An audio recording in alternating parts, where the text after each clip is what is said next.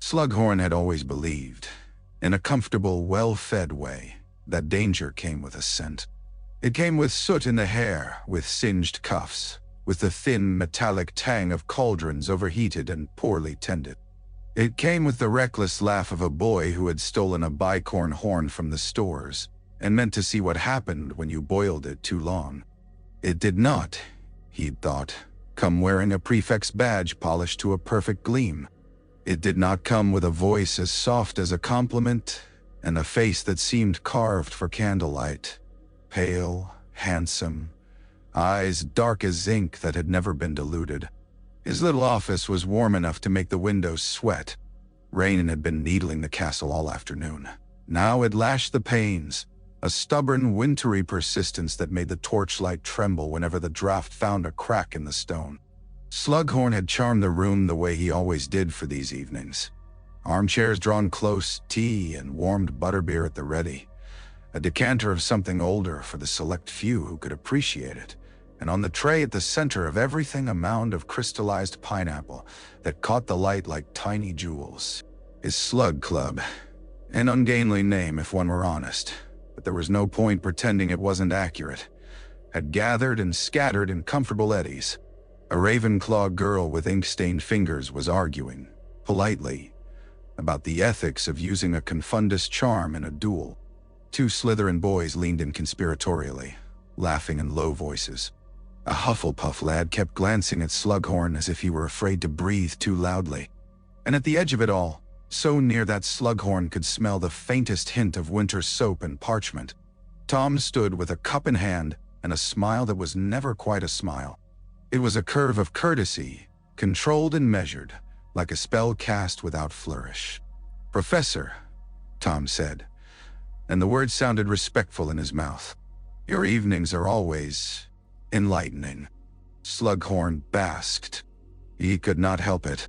Compliments were the sunlight he soaked into his skin, and this boy offered them the way other boys offered their homework, without effort, without complaint, as if it cost him nothing at all.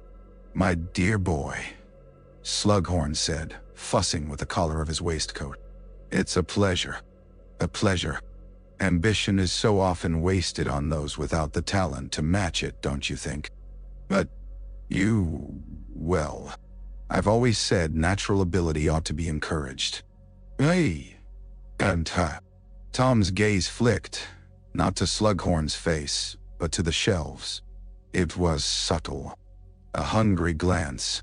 Slughorn's office held fewer books than most teachers' rooms. He preferred comfort to clutter. But there were certain volumes he kept, old and interesting things, inherited from teachers long retired and friends long dead. Curiosities. Academic. Harmless, if you were sensible. Tom's voice lowered as though they were discussing something intimate. "There is a subject I've been reading about," he said. "In an old text. Only a mention, really. It struck me remarkable." "Nah." Slughorn felt the first, tiniest prick of unease. "Oh?" Tom's eyes returned to him, steady as a blade held perfectly still. "Horcruxes." The syllables landed with a weight that made the air change. The room did not grow colder. Slughorn's charms would not allow it. But something inside him did. A tightening. A constriction like a fist around the throat. He had heard the word before. Of course he had. Any proper wizard who'd spent time in academic circles had heard it, tucked away in the darker corners of theory and history, the sort of thing mentioned in footnotes and then never spoken aloud again. He had pretended, as most respectable people did, that knowledge of it meant only that one had read widely.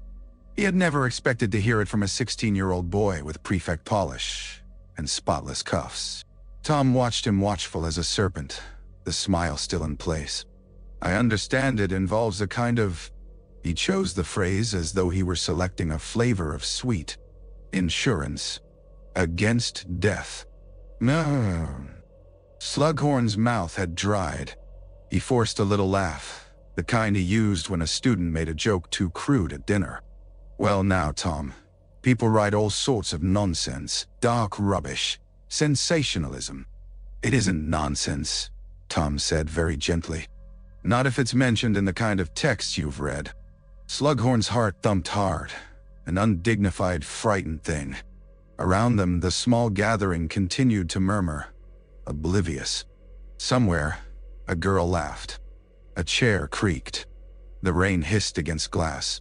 Tom leaned in a fraction. "Would you tell me," he asked, "what you know?" Slughorn saw it then, past the charm, past the courtesy. He saw the hunger that was not curiosity.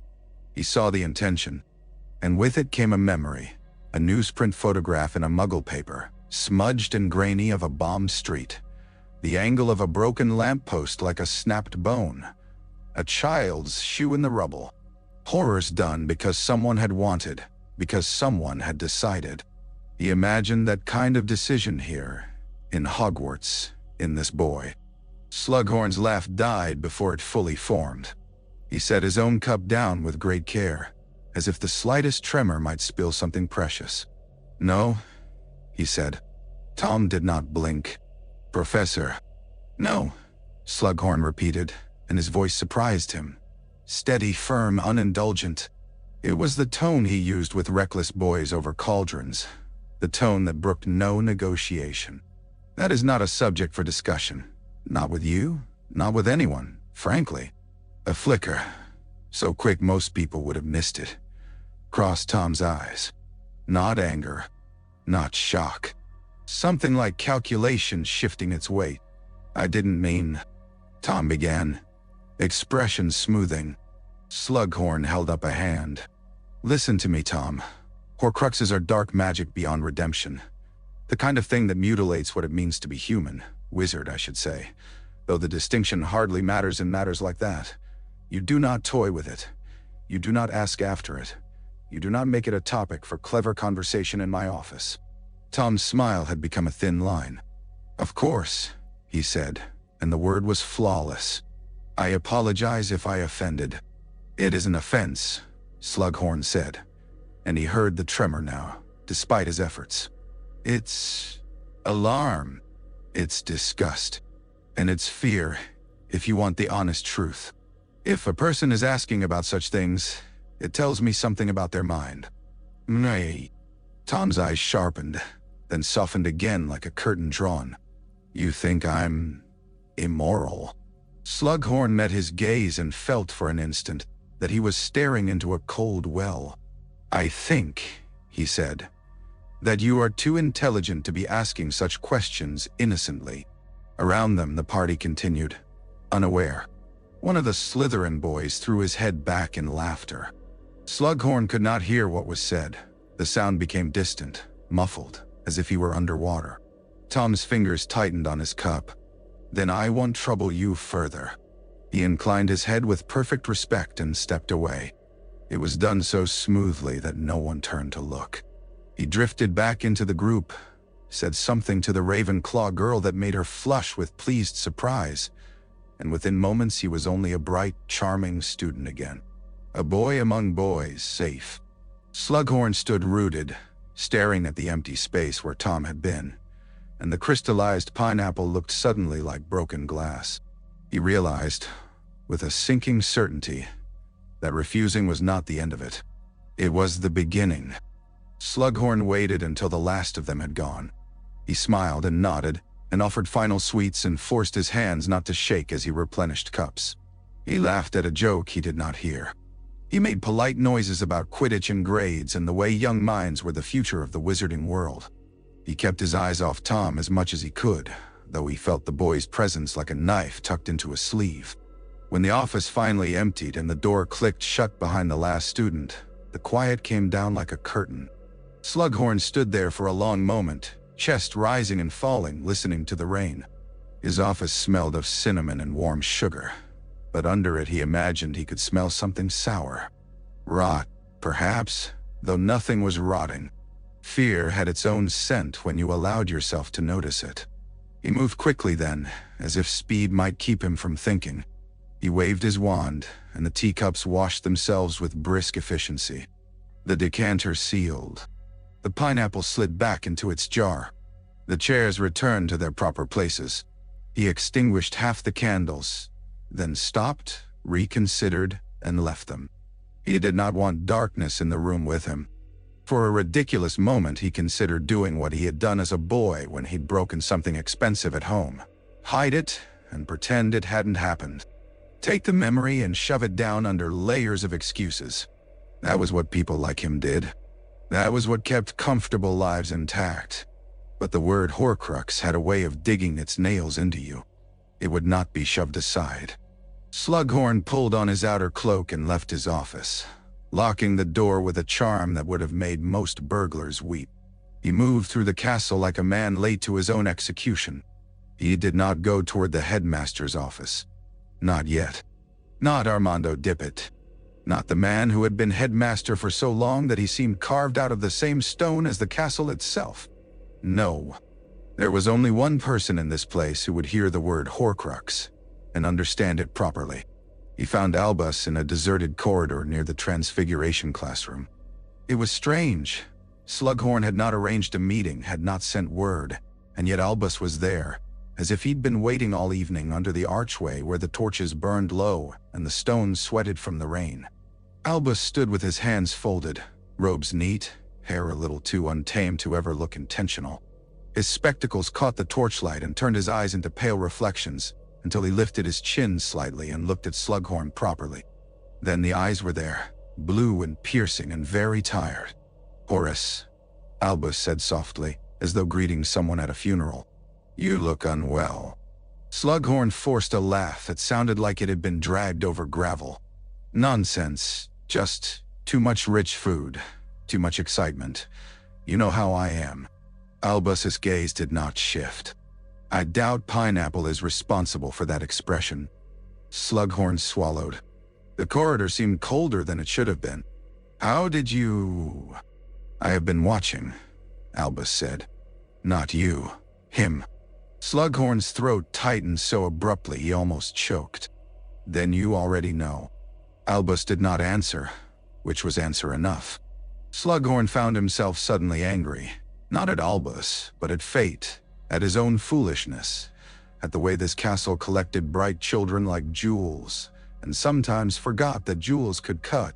He leaned closer, lowering his voice until it was nearly lost in the rain's hiss. "He asked me," Slughorn said. "He asked about Horcruxes." Albus's face went still. Not shocked. Albus had never been easily shocked, but as if a door had shut quietly in his mind and locked itself. "For the first time?" Albus asked. Slughorn blinked, confused. "First time?" "Albus, how would I know?" "Manor." Albus's eyes softened, just a fraction. "Because if it were not the first time, he would not have asked you so directly. He would already have what he wants." Slughorn's stomach lurched. He had the sudden dreadful image of Tom collecting secrets the way Slughorn collected promising students, carefully, eagerly, and with far less warmth. "I refused," Slughorn said quickly, the words tumbling out. "I told him no. I told him it was dark magic, that it— Albus, I told him it was disgusting." "And his reaction?" Albus asked. "He apologized," Slughorn said, and the shame of it burned. "He was polite. He did not argue. He was perfectly controlled." Albus nodded once, as though that confirmed something he already feared. "That is not comforting," he murmured. "It is worse." Slughorn's fingers clenched the edge of his cloak. "What do we do?" The question hung in the corridor between the torches, small and frightened. Outside, the war ground on. Muggles were dying in the thousands, their cities turning to ash. Hogwarts should have been insulated from that kind of brutality. Yet here, in this ancient castle, a boy was asking how to split his soul. Albus's voice, when it came, was calm. "We pay attention," he said. "We do not provoke him. We do not give him reason to act openly. We make it difficult for him to find what he seeks. And if he finds it anyway?" Albus looked past Slughorn, down the corridor where shadows pooled. "Then," he said, "we are already late." Slughorn shivered. "Should we tell the headmaster?" Albus's gaze returned to him. Yes, he said, but carefully. Slughorn swallowed. Yes. Albus stepped closer, and his voice dropped further. Tell me exactly what he said, he instructed. Every word, every hesitation. So Slughorn did, standing under the trembling torches while rain rattled the windows and the castle listened. Headmaster Dippet did not like being woken late. It was not that he slept deeply. Years of managing Hogwarts had trained him to doze with one ear open, as if the castle itself might whisper trouble, but he disliked the implication that something had happened which could not wait until morning. He received them with a face already set for disapproval. The fire in his grate was low, throwing a red glow over the carved wood of his desk and the silver instruments that clicked softly on a shelf. Portraits muttered in their frames, a few lifting their heads to peer at the visitors with sleepy curiosity. One witch in a bonnet yawned dramatically and then pretended she hadn't. Professor Slughorn, Dippet said, voice clipped. Professor Dumbledore, I trust you have not come to tell me that someone has turned a cauldron into a goat again. Slughorn attempted a laugh. It died in his throat. Albus inclined his head. Nothing so harmless, he said. Dippet's brows drew together. His fingers, long and elegant, tapped once on the desk. Then speak plainly. Albus did. He did not use the word immediately. He spoke first of Tom, of his brilliance, his influence, his habit of collecting followers, the way some boys collected chocolate frog cards. He spoke of questions asked in the wrong tone. He spoke of dark magic, of the kind that did not simply harm others but unmade the self. Slughorn watched Dippet's expression change, inch by inch, from irritation to concern. Dippet was not a fool. He had shepherded children through decades of adolescence, had seen ambition and cruelty in small, childish forms. He understood the idea of danger. But when Albus finally said, Horcrux, the headmaster's hand stilled completely.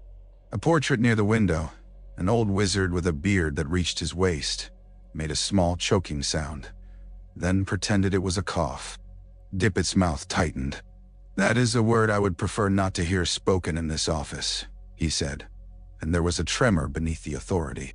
And certainly not in connection with a student. That is precisely why we must speak it, Albus replied. Dippet's gaze flicked to Slughorn. He asked you?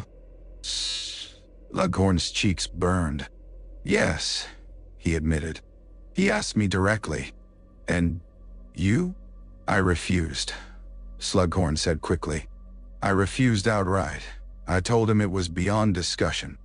Dippet leaned back in his chair, the wood creaking. He stared at the flames as though he might find reassurance there. Tom Riddle is a talented boy, he said slowly. One of the most talented we have seen in decades. That is what concerns me, Albus said. Dippet's eyes narrowed. And what would you have me do, Albus? Accuse him? Expel him?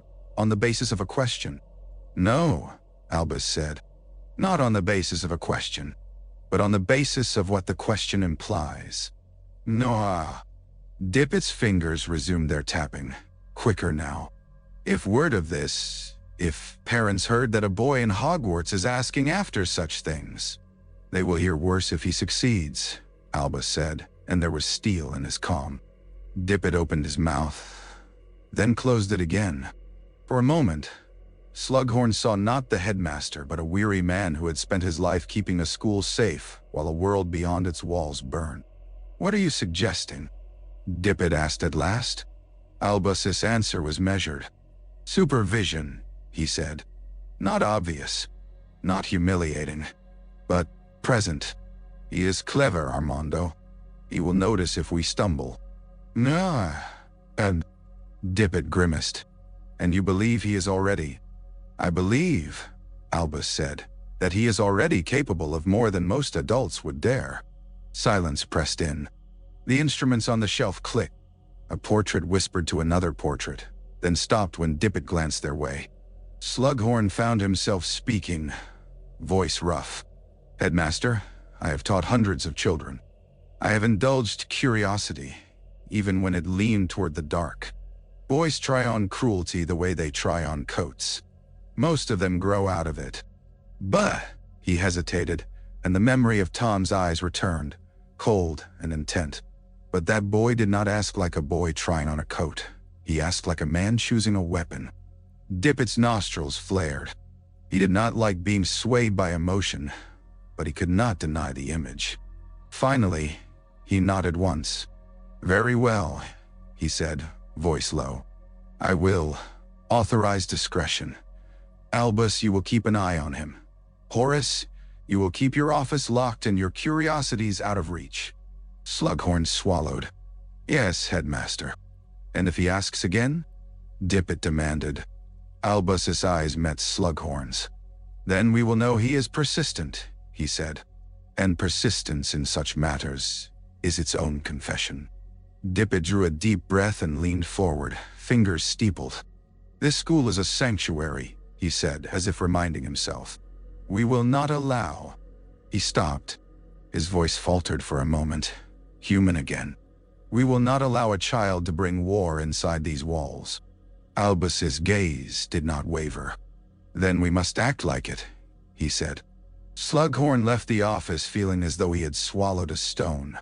The corridors seemed longer. The shadows seemed sharper. Somewhere, far away, a student laughed, and the sound made Slughorn's skin crawl. Tom returned to the dungeons with the calm of a man walking away from a conversation he had already won. Outwardly, nothing had changed. He nodded to younger students, smiled faintly when a third year tried too hard to seem impressive, murmured a polite greeting to the portrait that guarded the entrance. The Slytherin common room welcomed him with its usual green gloom, the lake outside the windows casting watery light that trembled across the ceiling like the underside of a serpent's scales. Inside, his housemates lounged in clusters. They talked of Quidditch and grades and rumors that floated through the castle like smoke. Someone was telling a story about a Hufflepuff who had set his trousers on fire in charms. Laughter rose, then fell again. Tom moved through them, accepting their attention the way a king accepted bows. He had cultivated them carefully. He knew who admired him, who feared him, who wanted to be near his light because they thought it would make them brighter. He gave out small favors, small compliments, small approvals. He made boys feel seen, and in return they offered him loyalty without understanding what it might cost. He sat in a high-backed chair near the fire. The flames were modest. Dungeons did not like warmth. The green light from the lake and the orange from the fire mixed on his hands, turning his skin a sickly gold. His mind, however, was bright and sharp. No, bow. Slughorn's refusal was not surprising.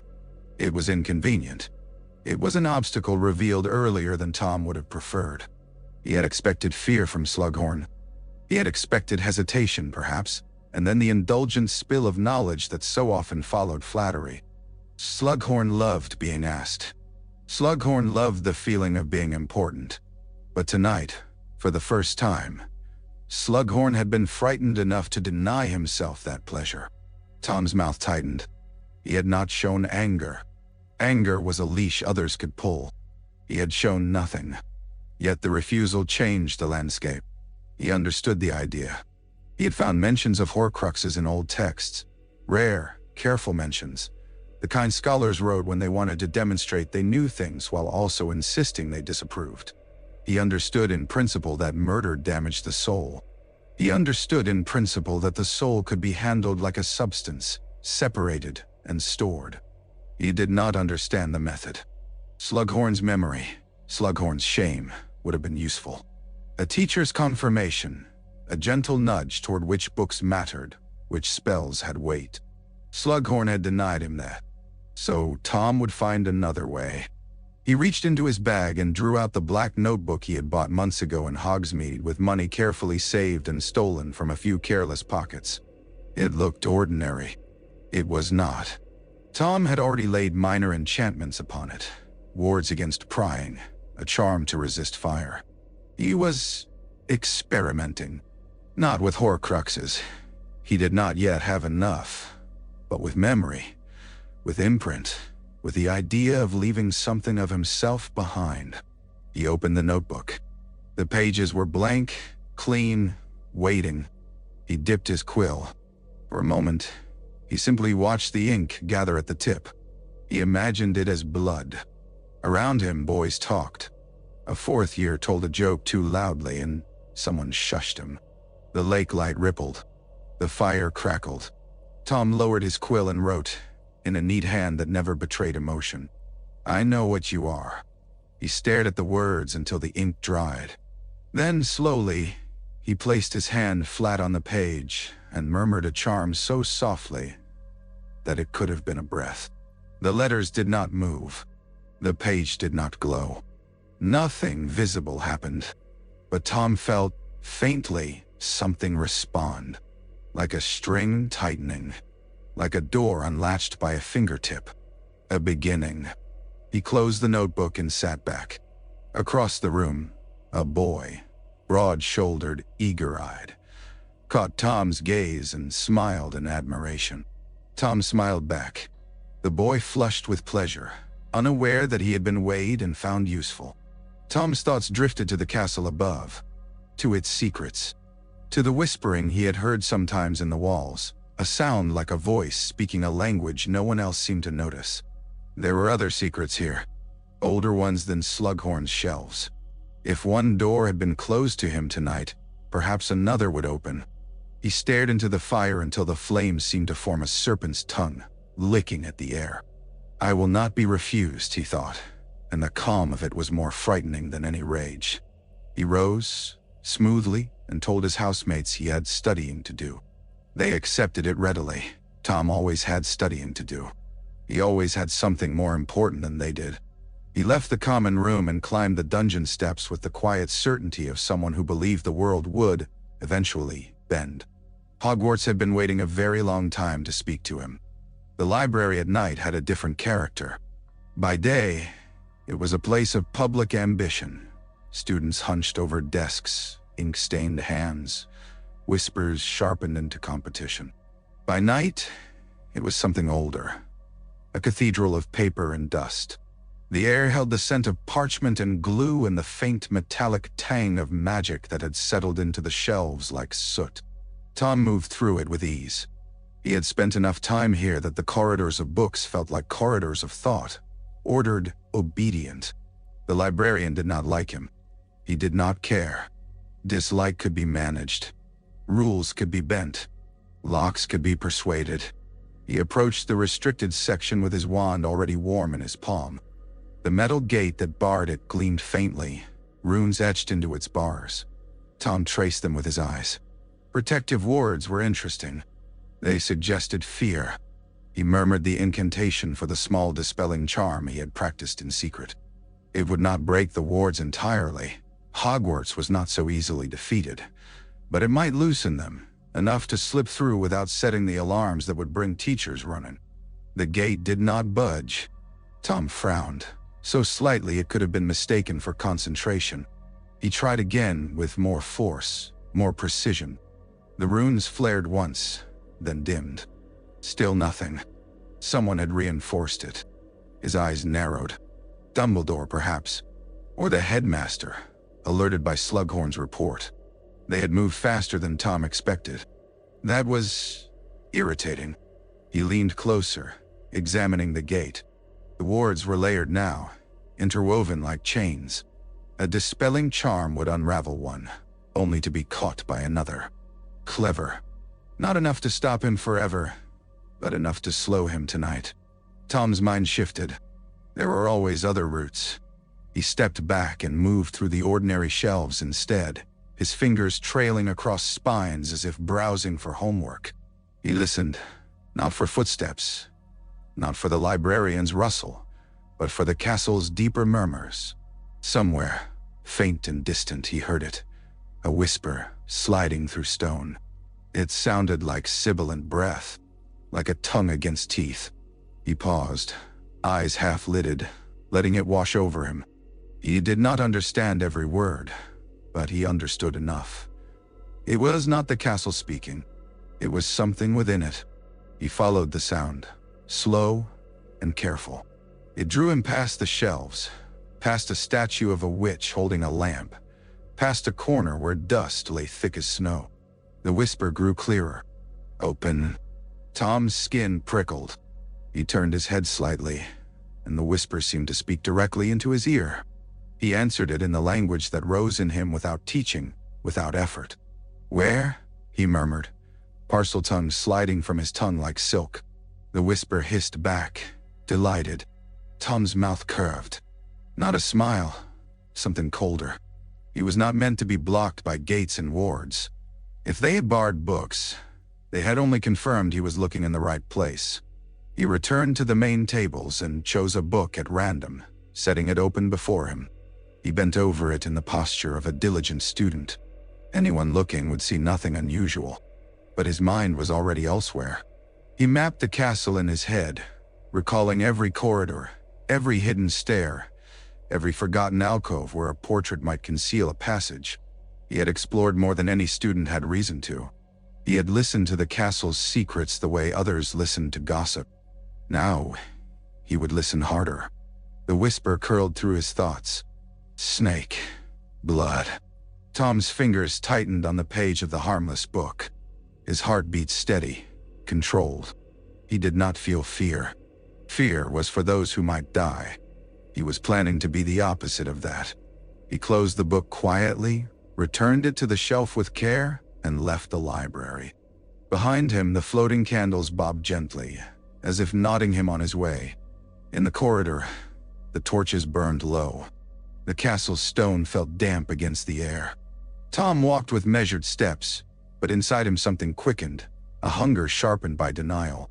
If Slughorn would not give him a path to immortality, then Hogwarts itself would. And Hogwarts had been waiting a very long time to speak to him. By morning, Slughorn had rebuilt his mask. He entered the dungeon classroom with his usual brisk fussing, robes swishing, hands already moving as he began to lay out ingredients. The students filed in, the air filling with chatter and the clink of glass. Cauldrons were set, fires lit beneath them. The room warmed with the damp heat of brewing. Slughorn's heart was still heavy, but he refused to show it. He had always believed that weakness invited trouble, and if there was any truth to his fear, trouble was already prowling. Tom arrived precisely on time. He gave Slughorn a courteous nod and moved to his station with the unhurried grace of someone who knew he would be watched and wanted the watchers to see nothing. Slughorn watched him from the corner of his eye, pretending to inspect a jar of powdered moonstone. Tom rolled up his sleeves. His hands were steady. He set out his tools in perfect order. He looked like the ideal student, attentive, focused, a faint furrow of concentration between his brows. If Slughorn had not spoken with him the night before, he might have felt proud. Instead, the sight made his skin crawl. "Today," Slughorn announced, forcing cheer into his voice, "we will be attempting a draught of peace, a subtle potion, not one for the impatient." He paused, letting his gaze sweep over the class. "And certainly not one for the careless." A few students groaned. A few looked nervous. Tom simply inclined his head, as if he had been expecting nothing less. As the class began to work, Slughorn moved between stations, offering corrections. He leaned over a cauldron where a Hufflepuff boy had added too much hellebore. He reminded a Ravenclaw girl to crush her moonstone finer. He corrected a Slytherin boy's slicing technique with a brisk flick of his wand. When he reached Tom, he forced himself to stand still. Tom's potion was already perfect, pale blue, barely steaming, the surface smooth as glass. Tom's face was calm, his eyes on the cauldron as if he were watching a living thing obey him. "Excellent," Slughorn said, and meant it, and hated that he meant it. "Thank you, Professor," Tom replied, voice warm. Slughorn did not move on immediately. He could not help himself. He needed to see if there was any crack, any hint of the darkness beneath. "Mr. Riddle," he said, keeping his tone casual, "I was thinking about our conversation last night." Tom looked up, expression attentive. "Yes, Professor." Slughorn's mouth felt dry. "Curiosity is a fine thing," he said carefully, "but there are subjects best left alone." Tom's gaze held his. "Of course," he said. "I understand. I apologize again if I caused you distress." The words were flawless. The face was calm. Slughorn could not find a single sign of guilt. He felt a prickling behind his eyes, anger at his own helplessness. "Good," he said sharply. "Then we are agreed." Tom nodded, then returned his eyes to his potion. The conversation was over, dismissed as smoothly as if Slughorn had never spoken. Slughorn moved away, his heart hammering. Across the room, he saw Albus standing in the doorway, watching. Albus did not enter. He did not disrupt the class. He simply observed for a moment, eyes scanning the students, then settled on Tom. Tom did not look up, but something in his posture shifted, infinitesimally, as if he felt the weight of that gaze the way one felt sunlight on the back of the neck. Slughorn's hands tightened around a bundle of dried lavender. He crushed it without realizing, releasing a sharp, calming scent that did nothing to calm him. He remembered, suddenly, the way Tom had looked the night before, when told no. Not angry, not offended, just recalculating. Slughorn wanted to shout, to drag Dumbledore into the room, to point at Tom and say, "There, that is the danger." But what could he accuse him of? Being too perfect? Being too controlled?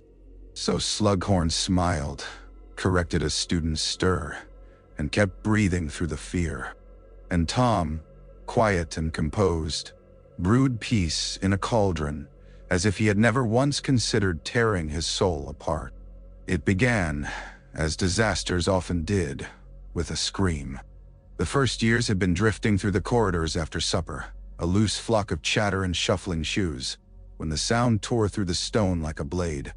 It was high and ragged, a human noise that did not belong in Hogwarts' orderly evenings. Teachers moved fast. Prefects moved faster. Students poured into doorways, craning their necks, hungry for fear. Slughorn was already halfway down the corridor when he heard someone say, breathless, She's Ben?" He pushed through the crowd and saw the girl. She was a Ravenclaw, small and pale. Her robes crumpled as if she had collapsed mid-step. Her eyes stared, unblinking, into nothing. Her skin had the waxy stillness of a statue. A thin sheen of frost seemed to cling to her lashes, though the corridor was not cold enough for it. For a moment, Slughorn could not breathe. He had seen death, of course. Everyone had, with the war outside, but this was different. This was inside the school. This was a child turned into something inhuman. Albus arrived at the same time, his face already set. He knelt beside the girl, wand held above her. A soft light spilled from the tip, moving over her like a searching hand. "She's not dead," Albus said quietly, and the words eased something in the air. "Petrified." A wave of whispers surged through the crowd. Petrified. How? Who? Slughorn's stomach turned. He knew, before anyone said it aloud, what people would think. The word Horcrux had been a private dread. This was public. This was the castle itself shuddering. A portrait on the wall. A knight in armor. Leaned forward, eyes wide.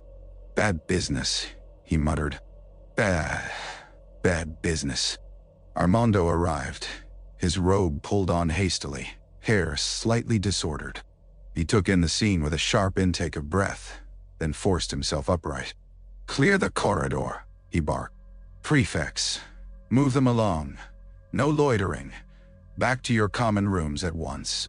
Students protested, but the authority in his voice carried. They began to disperse, though many moved slowly, craning their necks for a final look. Slughorn remained. Teachers remained. Albus rose, his gaze moving down the corridor as if he could see through stone. "What did she see?" Armando demanded, voice low. "What did she touch?" Albus's mouth tightened. "That is the wrong question," he said. "The question is what saw her." Slughorn felt a cold sweat break along his spine. He thought of Tom. He thought of whispers in walls. He thought of a boy asking about immortality.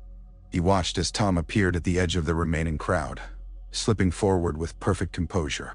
He wore concern like a well-tailored cloak. His eyes widened slightly in horror as he looked at the petrified girl. "Professor Dumbledore," Tom said softly, respectful, as though offering help. "What happened?" Albus looked at him for a long moment.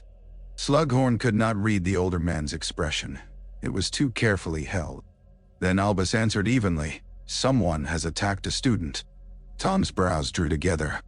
"Inside the castle?" "Yes," Armando snapped before Albus could. "Which is why you will return to your common room, Mr. Riddle, and stay there." Tom inclined his head at once. "Of course, Headmaster." He did not argue. He did not protest. He simply obeyed, stepping back into the shadows of the corridor, blending into the flow of departing students. Slughorn watched him go and felt, irrationally, that the corridor had become smaller, tighter, as if walls were closing. When the students had gone, Armando's voice dropped. "Albus," he said, "tell me this is not what it looks like." Albus's gaze remained fixed on the empty corridor ahead. "I cannot tell you that," he said. "Not yet." Slughorn swallowed, tasting bile. He wanted to speak, to say Tom's name, but his tongue felt thick. Armando's hands clenched. "We cannot have panic," he muttered. "Not now. Not with the war. Hogwarts must remain safe," Albus finished quietly. "Yes." Slughorn stared at the petrified girl and realized, with a sick lurch, that safety was not something Hogwarts could simply declare. It had to be defended. And the enemy might already be living among them, smiling politely in green-trimmed robes. The second scream came days later, and it was different. The first had been fear and surprise, a sudden eruption. The second was grief, raw and tearing, a sound that carried through stone and made every hair on Slughorn's arms rise. They found Myrtle in the girls' bathroom on the second floor. It was a miserable little place at the best of times. Cold tiles, cracked sinks, the faint smell of old soap and damp. Girls avoided it because Myrtle haunted it, a weeping nuisance who liked to hurl insults at anyone unfortunate enough to enter. The bathroom had become, in its own way, a small exile. This time, it was a crime scene. Teachers stood in a cluster at the entrance, blocking students from peering in. Albus was already inside, moving carefully, as if he expected the floor to bite. Armando hovered near the door, face pale. Slughorn arrived late, breathless, having been called from the dungeons. He pushed forward, heart hammering, and saw Myrtle's body. She lay on the floor beside the sinks, robes crumpled. Her face was turned slightly, eyes wide and glassy, as if fixed on something terrible. There was no blood, no wound visible, just the awful stillness of someone whose life had been snuffed like a candle. Slughorn's stomach lurched. He had grown up in a world where death was spoken of in polite terms. This was not polite. This was blunt.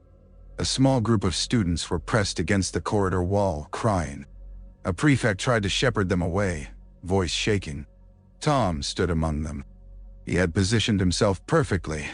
Not too close, not too far. His face showed distress.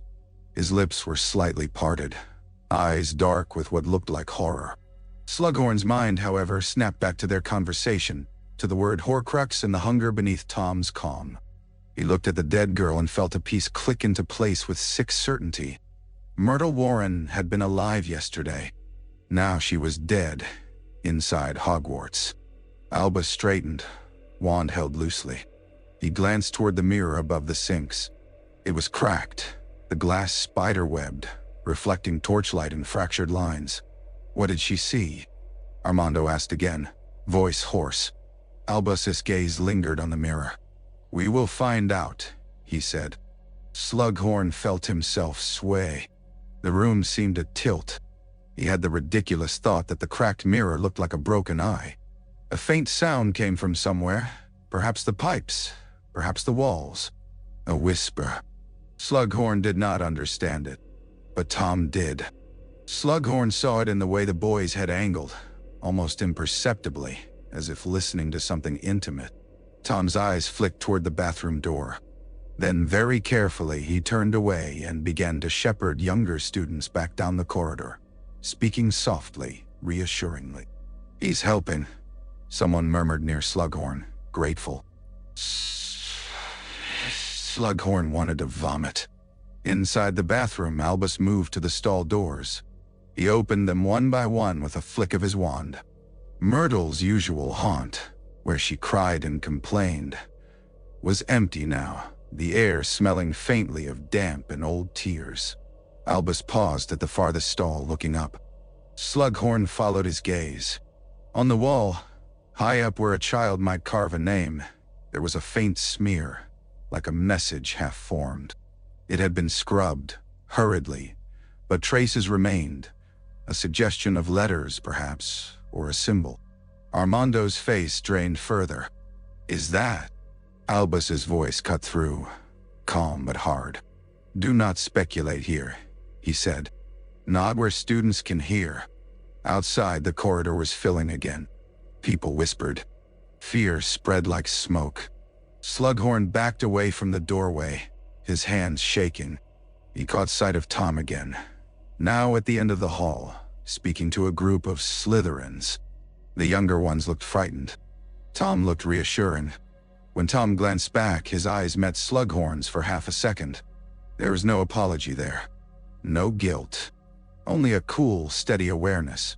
Slughorn stumbled away, heart pounding, knowing, with the kind of certainty that made the world feel unreal, that he had refused to give Tom knowledge, and Tom had answered by demonstrating he did not need permission to spill blood. Myrtle Warren's death echoed in the castle, and the old stones drank it in. Tom chose his scapegoat as he chose everything, with precision. He had watched Hagrid for years. Not closely, not with affection, but with the detached interest one reserved for a loud dog, useful if trained, dangerous if allowed to roam. Hagrid was big, clumsy, too gentle for the world he wanted to inhabit. He had a habit of collecting creatures, of loving things that should have frightened him. That made him perfect. In the days after Myrtle's death, the castle became a clenched fist. Students moved in packs. Teachers patrolled corridors. Armando's announcements grew sharper. His voice strained as he insisted the school would not descend into chaos. Tom moved through it all like a calm center. He offered to escort first years. He spoke politely to professors, asking if he could help. He stood with other prefects at the ends of halls, directing traffic. He looked like leadership, and he hunted. He followed Hagrid one evening when the boy thought he was unseen, trailing him through a dim corridor toward a disused staircase. Hagrid's shoulders were hunched, his movements furtive. He carried something wrapped in a blanket, held close to his chest. Tom kept far enough back that Hagrid would not hear his steps. He did not need to rush. Hagrid was predictable. They slipped out through a side door and into the night. The grounds were slick with rain. The air smelled of wet grass and cold earth. Hagrid moved toward the trees, toward the forbidden forest, his lantern bobbing. Tom's heart beat steadily.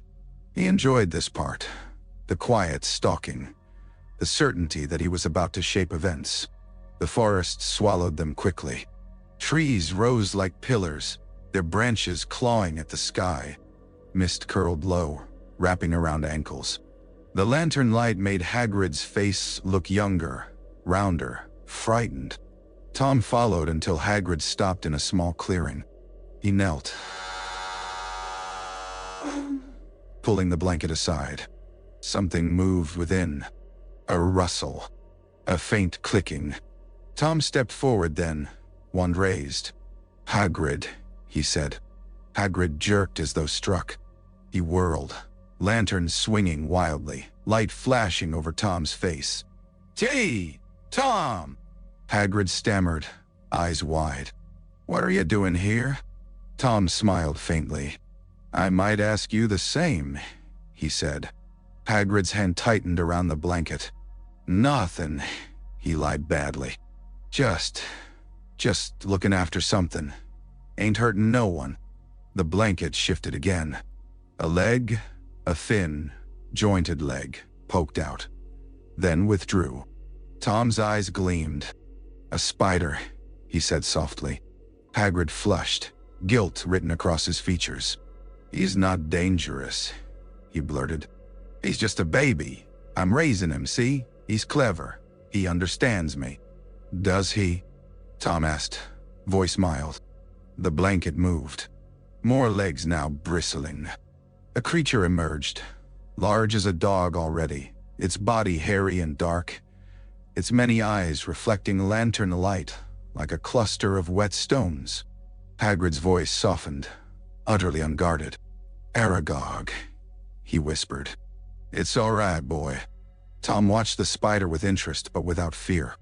This was not the monster he had unleashed in the castle. This was merely a useful distraction. He lowered his wand slightly, as if considering. "Hagrid," he said, "do you understand what's happening in the castle?" Hagrid's face twisted. "Course I do," he muttered. "It's awful. Poor Myrtle." "And you are breeding a creature," Tom said. "That could be blamed." Hagrid's eyes widened. "I wouldn't." "You don't need to intend it," Tom said gently. "People are frightened. They want an answer. They want someone to punish." Hagrid's mouth opened, then closed. He was not clever enough to argue. He was only brave enough to cling. Tom stepped closer, wand raising again, and his voice dropped, almost kind. "Tell me," he said, "is this spider the thing that killed Myrtle?" Hagrid recoiled as if slapped. "No!" he shouted, too loud in the forest. Birds startled in the branches. "No, it wasn't Aragog. He wouldn't." Tom's eyes sharpened. "Then what was it?" Hagrid hesitated, panic flickering. I don't know," he said, but the lie was clumsy. Hagrid knew enough to be afraid, enough to know he had seen something worse. Tom watched him struggle, and the satisfaction was a quiet warmth in his chest. "I think," Tom said softly, "that you have been hiding dangerous creatures in the castle." Hagrid's face went white. "No." Tom's wand flicked. A thread of magic shot out, wrapping around Hagrid's wrist and yanking his wand hand. Empty, of course. Hagrid was too young to carry one officially, out of the way. Hagrid stumbled. The lantern fell, rolling, casting wild shadows. Aragog skittered backward, clicking in alarm. Tom's voice was cold now, stripped of warmth. "Come," he said. "We're going back." Hagrid's eyes shone with tears, furious and helpless. "Yeah, can't do this," he pleaded. Tom stared at him. "I can do anything," he said quietly. And in the dark forest it sounded less like arrogance and more like fact. He marched Hagrid back through the trees, ignoring the boys' sobbing breaths. Behind them, Aragog vanished into the undergrowth, a shadow slipping away. Tom did not look back. He had what he needed. A story. A culprit. And Hogwarts, desperate and frightened, would be grateful for the illusion of safety. The Great Hall had never felt so much like a courtroom. Students sat at the long tables, but they did not eat. Forks lay forgotten. Bread went stale. The air was filled with the restless scrape of benches and the constant, low murmur of whispering. Even the enchanted ceiling seemed subdued, clouds moving slowly across a gray sky. At the staff table, Armando stood, hands braced on the wood. His face looked thinner than it had a month ago. His eyes were shadowed with sleeplessness. Beside him, Albus sat with his hands folded, calm as ever. Slughorn, however, could not keep still. He fidgeted with his napkin, his ring, the edge of his goblet. His appetite had vanished completely. The smell of food turned his stomach. Armando raised his voice. "Students," he began, and the hall quieted in reluctant obedience. "You have been frightened. You have been in danger. A terrible thing has happened within our walls." A wave of tension moved through the hall. "We have identified," Armando continued, "the source of the danger." Whispers erupted. A girl gasped. Someone choked on a laugh that sounded like hysteria. Armando lifted a hand for silence. Rubius Hagrid, he said, voice hard, has been found in possession of a dangerous creature. A creature capable of killing. Slughorn's heart lurched. He glanced toward the side of the hall where Hagrid stood, flanked by two stern-looking teachers. The boy's large face was blotched red with tears. His hands were clenched, enormous fists trembling. This is not...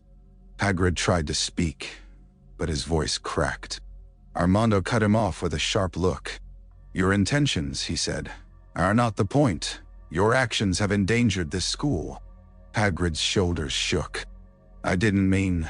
Silence, Armando snapped. Slughorn looked at Albus.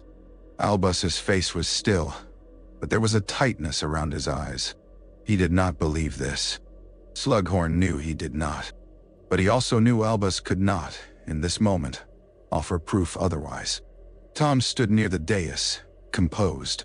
He wore concern and modesty like perfectly fitted robes. Armando turned, addressing the hall. Mr. Riddle, he said. It was Mr. Riddle who brought this to our attention. Mr. Riddle, who showed courage and diligence. For this, he announced, the school owes him gratitude. A ripple of uneasy applause rose. Some students clapped eagerly, desperate to cling to a hero. Others clapped because everyone else did. A few looked at Tom with something like worship. Tom inclined his head, expression humble. Thank you, Headmaster, he said, voice clear. I only did what anyone should. Slughorn's hands turned cold. The words were perfect. The sincerity was flawless. Hagrid let out a strangled sound. It wasn't Aragog, he shouted suddenly, too desperate to remain silent. It wasn't him. It was... Teachers seized his arms. Hagrid struggled, sobbing.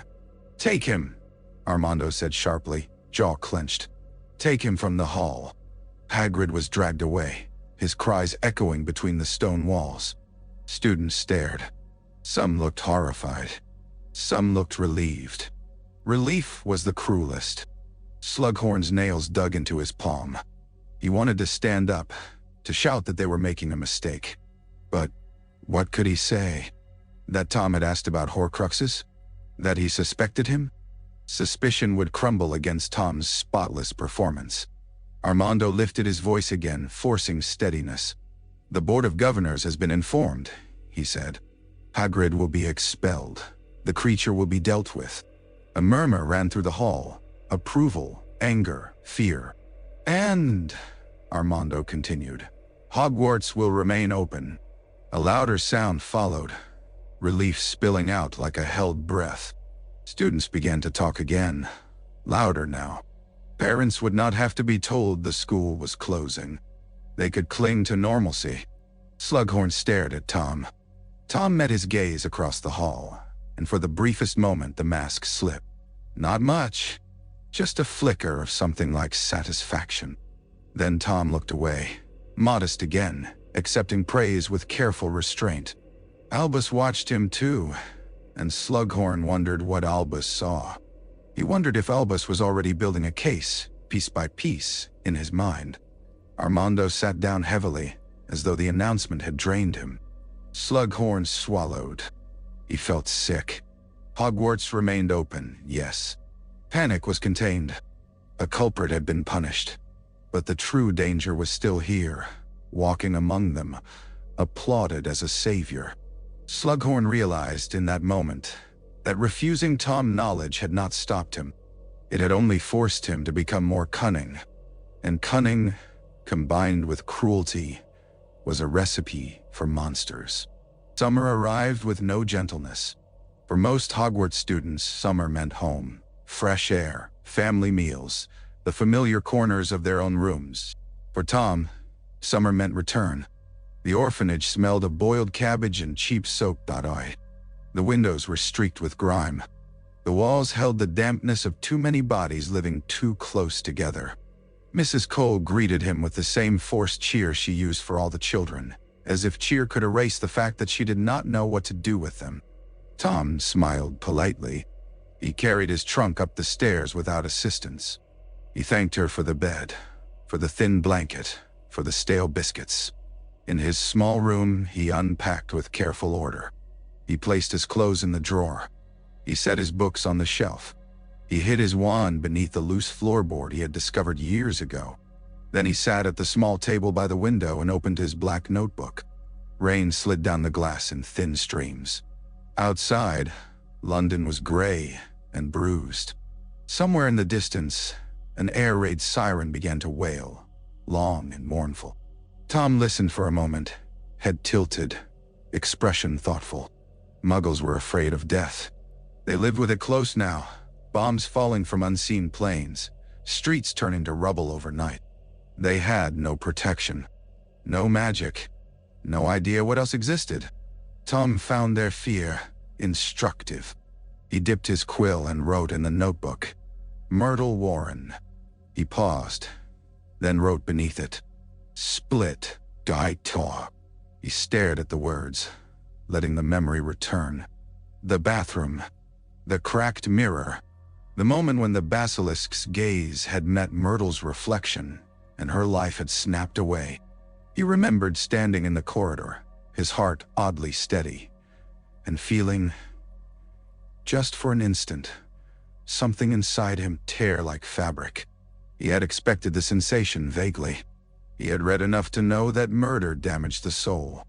But he had not expected it to feel like that, like the world shifting slightly, like a weight leaving him and leaving emptiness in its place. Afterward, he had gone to his dormitory and pressed his hand to the black notebook, murmuring the charm he had pieced together from fragments of text. He had felt the faint answering tug, the beginning of something. But it had not been enough. Not permanent, not secure. He needed more. He turned the page and began to write. Lines precise. Horror. Crooks. Murder. Cheap eye damage.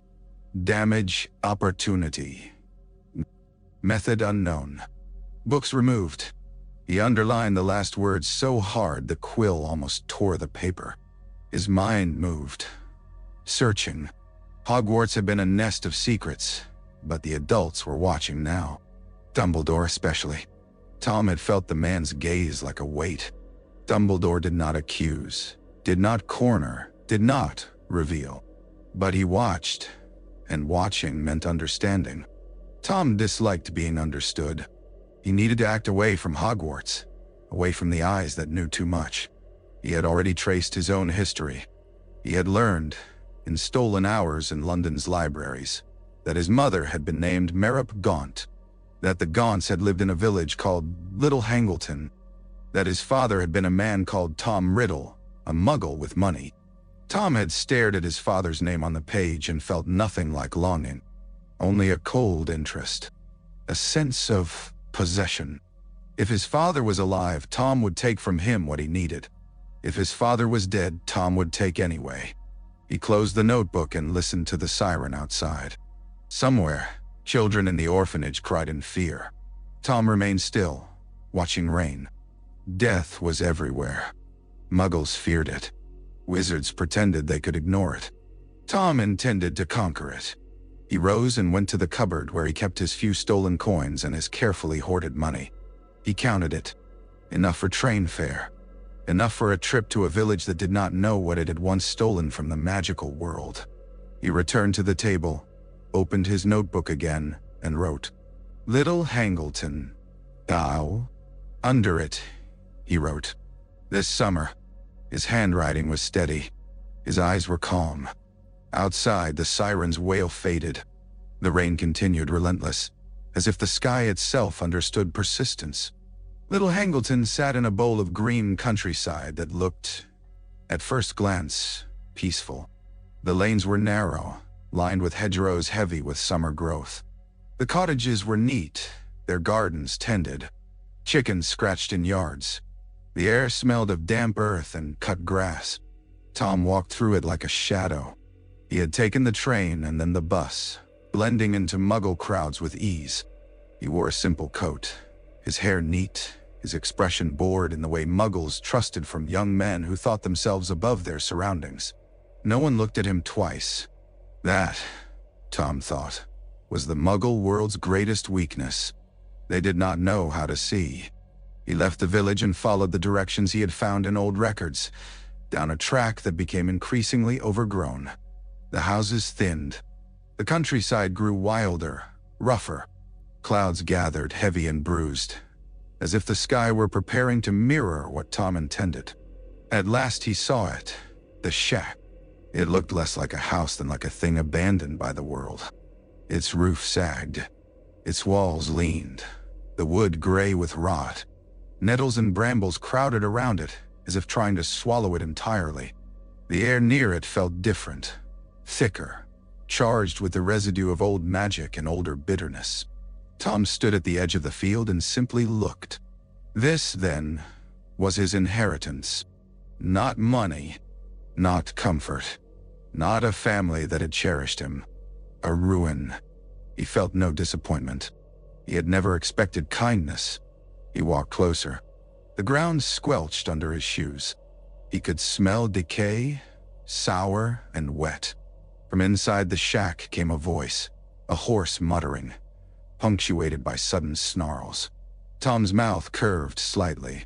He knocked once, not with politeness, but with inevitability.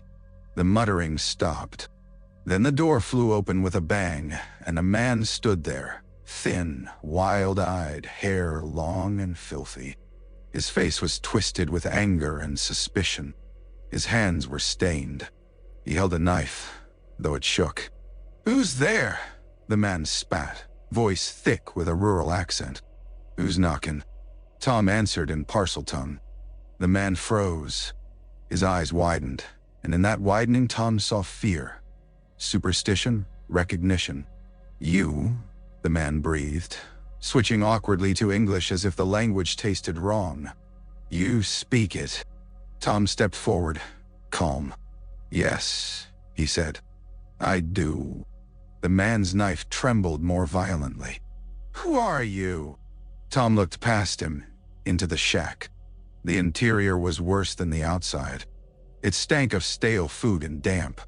The floor was littered with rubbish. A table sat crooked in the center, and on it, among dirty plates and broken bottles, lay a ring. It was old. Gold. Dulled by grime. The stone caught what little light there was. Black, heavy, oddly compelling. Tom felt his attention lock onto it with the certainty of instinct. He was looking at something that mattered. Tom met the man's gaze again. "My name is Tom," he said. The man flinched at the name as if struck. "Tom," he repeated, almost reverent. "Tom, like him." Tom's eyes sharpened. "Tell me," he said softly.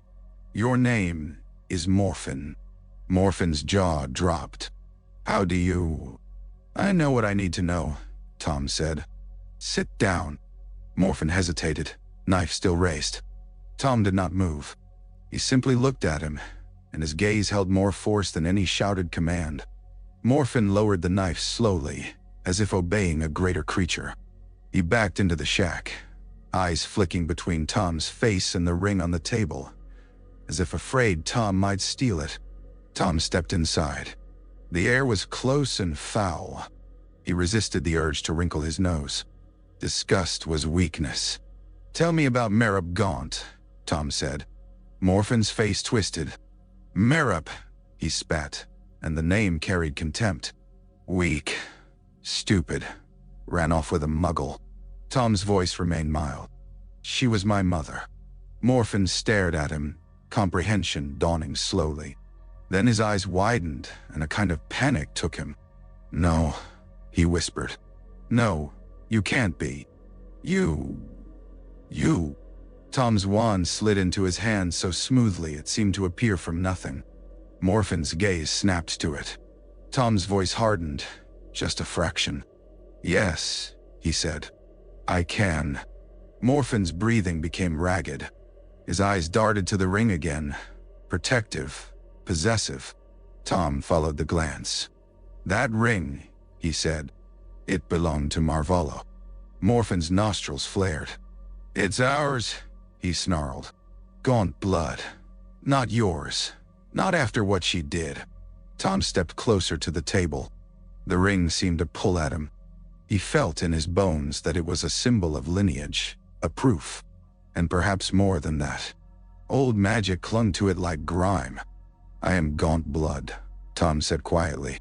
Morphin's knife hand twitched, as if tempted to strike. Tom did not wait. A flick of his wand, a murmur of spell. Morphin's body jerked, then slumped, limbs suddenly heavy as if gravity had increased tenfold. He collapsed into a chair, breathing hard, eyes wide with rage and fear. Tom picked up the ring. It was cold against his skin, heavier than it looked. The black stone seemed to drink the light. For a moment, Tom felt something stir, old, dormant magic recognizing him, hissing faintly like a snake waking. He slid the ring onto his finger. It fit perfectly. Morphin made a strangled sound. "Thief," he rasped. Tom leaned closer, eyes calm. "You will tell me," he said, "where I can find Tom Riddle, the Muggle, my father." Morphin's lips trembled. He wanted to refuse. He could not. Tom's magic held him like a vice. He spat the directions, hateful. Tom listened, committed them to memory, then straightened. As he turned to leave, Morphin suddenly hissed in Parseltongue, eyes gleaming with bitterness. "You'll die," he said. "Like her." Tom paused in the doorway, rain beginning to fall again outside. He glanced back, expression unreadable. "No?" Tom said softly. "I won't." Then he stepped out into the storm, the ring cold on his finger, and the countryside seemed to darken around him as if the world itself sensed what had just been claimed. The Riddle house sat apart from the village, as if it had always believed itself too fine to be touched by ordinary life. It was a handsome manor, all pale stone and dark windows, surrounded by a clipped lawn and iron gates. Even in the storm, it looked stubbornly proud. The locals had given it the sort of reverent distance they gave old money and old secrets. Tom approached it without hesitation. The rain fell harder now, slanting in sheets. Thunder rolled, deep and constant. Tom's coat soaked through, but he did not feel cold. Or perhaps he did, but the sensation was irrelevant.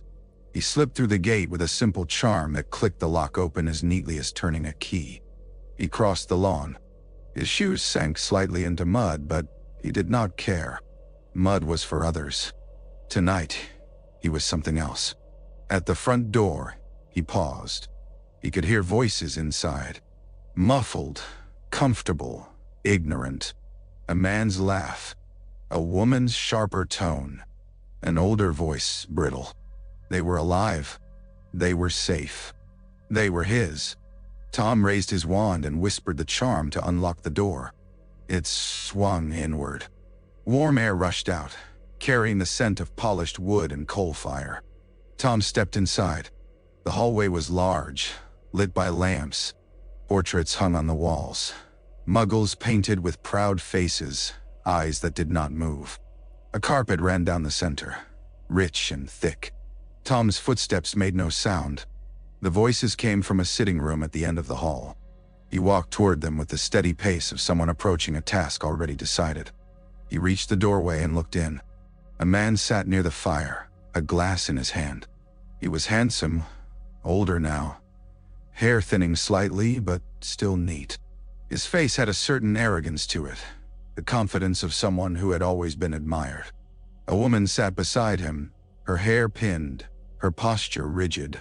An older man sat in a chair, dozing, his mouth slightly open. Tom looked at the man by the fire and felt interest. That was all. No affection, no yearning. The man was a fact, a source. The man looked up, startled as he noticed the figure in the doorway. "Who the devil are you?" he demanded. Tom stepped into the light. For a moment, the man's face changed. Confusion flickered. Then something like recognition, uncanny and unwanted, crept in. He stared at Tom's features, at the shape of his face, the set of his eyes. "What?" the man began, voice faltering. "What is this?" Tom's voice was calm. "Hello," he said softly. "Father." The woman gasped. The older man stirred, blinking. The man by the fire rose sharply, knocking his glass onto the hearth. It shattered. The sound was loud, jarring. He did not seem to notice. "You," he whispered, as if the word tasted of fear. "You can't be." Tom did not answer. He lifted his wand. The woman's eyes widened. "Tom," she said, voice trembling, as though the name meant something to her even if she could not place it. "What are you?" Tom spoke the curse. The words were quiet. The effect was immediate. The man's body snapped rigid. His face froze in shock, in sudden understanding, in terror. Then he collapsed, lifeless, as if the strings holding him upright had been cut. The woman screamed, a high, raw sound that echoed off the sitting room walls. She tried to run, but Tom's wand moved again and her scream died as she fell. The older man tried to stand, his movements slow with age, confusion on his face. Tom did not hesitate. Another whisper, another collapse. Silence filled the room, broken only by the storm outside and the crackle of the fire. Tom stood among the bodies, breathing steady. He did not look at them with hatred. Hatred was too intimate. He looked with the detached satisfaction of someone completing a necessary step. He felt it then, the tear. It was sharper than before, more violent. It felt like something in him split with a soundless snap, leaving a jagged edge behind. For a moment, Tom's vision wavered. The room seemed to tilt. The firelight blurred. Then it steadied again. Tom pressed his hand to the ring on his finger, the black stone cold. He closed his eyes. He had read that murder was the act that severed the soul. He had felt the severing now, undeniable. The question was what to do with the severed piece, how to keep it from drifting, how to bind it. He took a slow breath and whispered the charm he had been experimenting with, the half-remembered, half-invented method. He focused on the ring, on the stone, on the idea of pouring part of himself into it like ink into paper. For a moment, nothing happened. Then the ring grew colder, so cold it burned his skin. A faint, dark pulse moved through it, like a heartbeat in stone. Tom's breath caught. His eyes opened.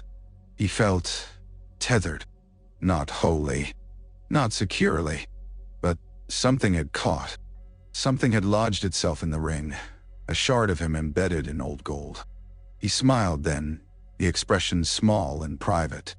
It had worked, or partly worked, enough to prove the principle. He could not yet know if the method was stable. He could not yet know what the cost would be. But the door had opened. He stepped over the bodies, moving toward the staircase. Upstairs, he found the master bedroom and searched it quickly, efficiently. He was not here for money. He was here for proof. In a drawer, he found documents, papers with names, dates, signatures. He took them. He took a photograph too. The man by the fire, younger, smiling in the sun, arm around the woman. Tom stared at the photograph for a moment, then slid it into his pocket. He returned downstairs, pausing one last time in the sitting room. The fire crackled. The storm raged. The bodies lay still. Tom did not flinch. Before leaving, he wiped away traces of magic with careful charm work, then went back into the storm. He walked down the hall, out the door, across the lawn. As he stepped through the gate, he glanced back at the manor's dark windows. For a moment, lightning flashed, illuminating the house like a corpse revealed under harsh light. Tom turned away. Behind him, a small village slept, unaware that its quiet had just been broken by a 16-year-old boy who had decided death would not claim him. September returned Tom to Hogwarts, and Hogwarts welcomed him as if nothing had happened. The train hissed into Hogsmeade Station under a sky the color of wet slate. Steam rose from the engine, curling around students as they poured onto the platform. laughing and shoving and complaining about the cold. The air smelled of smoke and damp wool. Tom stepped down with measured calm. His trunk followed, levitated with a subtle flick of his wand hidden by the press of bodies. He moved through the chaos as if it could not touch him. The ring sat on his finger beneath his glove, hidden. He could feel it, faintly, like a cold weight, like a secret pulse. Sometimes when he was alone, he took it out and stared at it, marveling at the idea that part of him might be anchored there. The sensation was not comforting. It was exhilarating. He climbed into a carriage, alone. Others crowded together, but Tom preferred solitude. The Thestrals, unseen by most, pulled the carriage silently. The wheels rolled over the wet road. The castle appeared ahead, rising out of mist like a fortress from an older world.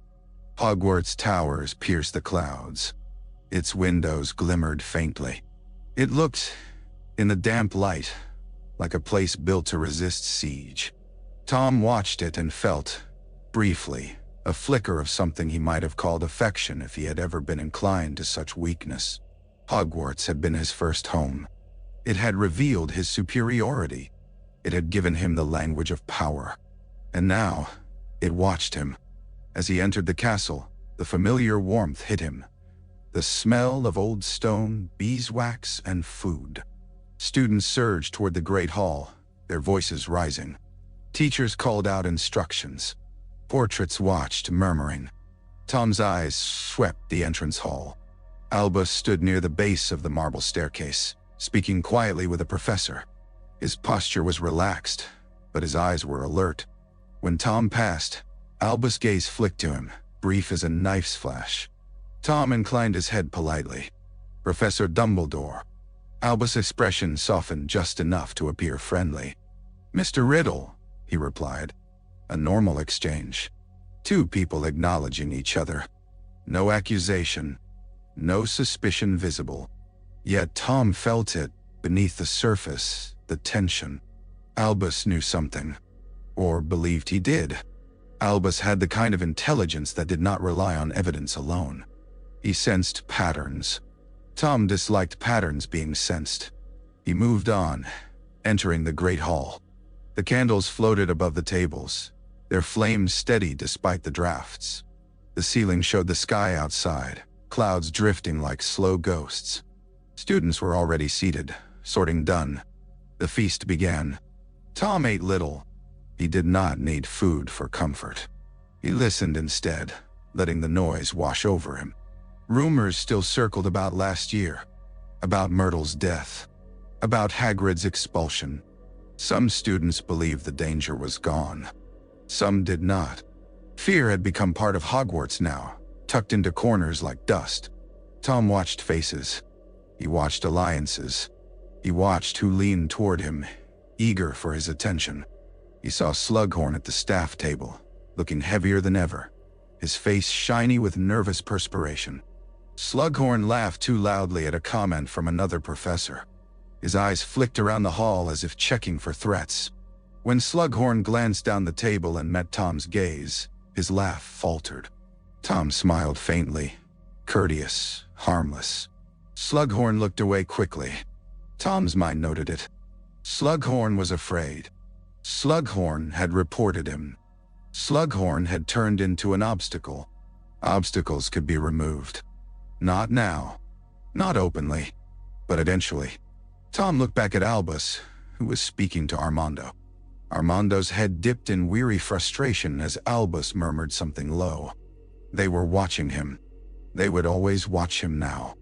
Very well. If Hogwarts chose to be his battlefield, he would make sure he was the one who understood the terrain best. He slid his hand under the table, fingers touching the edge of his glove where the ring sat hidden. He felt its coldness through fabric and smiled to himself. They could watch all they liked. He was already learning how to outlast them all. Slughorn tried not to host another gathering. He told himself he was busy. He told himself the term had barely begun. He told himself there was no reason to invite students into his office when the castle was still recovering from last year's horror. But habits were hard to kill, and Slughorn's hunger for importance was older than his fear. Besides, part of him believed that if he acted normally, the world might follow his lead. So, in late September, he invited a select handful for an evening of sweets and conversation. He regretted it immediately. Tom arrived early. He did not barge in. He did not make a scene. He simply appeared in the doorway, his hair neat, his uniform immaculate, his expression pleasant. "Professor," he said smoothly, "thank you for inviting me." Slughorn's pulse jumped, but he forced a smile. "Of course, Tom. Of course. It would be a shame not to have you. You're one of my brightest." He nearly said favorites and stopped himself. Tom's eyes flicked briefly to Slughorn's shelves. Slughorn had rearranged them, removing anything remotely questionable. The interesting old volumes were locked away elsewhere.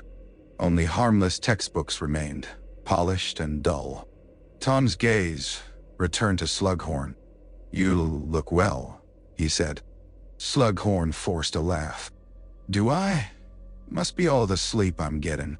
Tom's smile widened, just slightly, in a way that might have been sympathy. "I'm glad," he said. Other students arrived. The office filled with chatter. Slughorn busied himself fussing with trays and pouring drinks, grateful for distraction. He moved too quickly, his hands a little clumsy. He spilled sugar on the table and flicked it away with a charm. Tom, meanwhile, drifted through the room like a practiced host.